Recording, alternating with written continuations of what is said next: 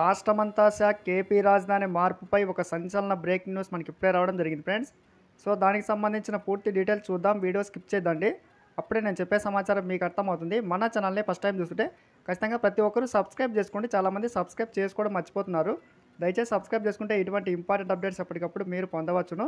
అలాగే మీకు వీడియో నచ్చితే తప్పకుండా లైక్ చేయండి. లైక్ చేస్తే ఇటువంటి ఇంపార్టెంట్ న్యూస్ మన ఎంప్లాయీస్కి, పెన్షనర్స్కి అందరికీ చేరుకునే అవకాశం అయితే ఉంటుంది. ప్రతి ఒక్కరు లైక్ చేస్తారని చెప్పి ఎక్స్పెక్ట్ చేస్తున్నాను. ఈ వీడియోకి 1000 లైక్స్తో ఎక్స్పెక్ట్ చేస్తున్నా. సో లేట్ చేయకుండా టాపిక్లకి అయితే వెళ్దాం. ఆంధ్రప్రదేశ్ రాజధాని అమరావతిపై ఒక సంచలన నిర్ణయం అయితే రావడం అయితే జరిగింది.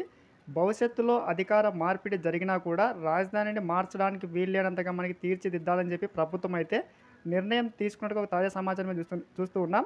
సో ముఖ్యంగా మనకి సుప్రీంకోర్టులో అయితే ఈ ఏపీ రాజధానికి సంబంధించి కేసు పెండింగ్లో ఉన్న నేపథ్యంలో సో ఒక తాజా న్యూస్ అయితే చూస్తూ ఉన్నాం. 15,000 కోట్లకు సంబంధించి ఏపీ రాజధానికి అప్పుగా కాకుండా గ్రాంట్ ఇవ్వాలని చెప్పి లోక్సభలో మనకి బడ్జెట్పై చర్చలు చెప్పడమే జరిగింది.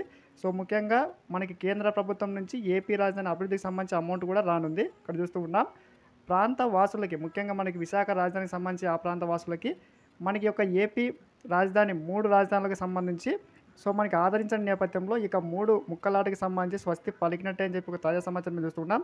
సో ముఖ్యంగా ఏ ప్రభుత్వం వచ్చినా కూడా మనకి ఇప్పటి నుంచి ఏపీ రాజధానికి అమరావతి అయితే ఉండబోతుందని చెప్పి సబ్స్క్రైబ్ చేసుకుని daily follow friends. Thanks for watching and state wall.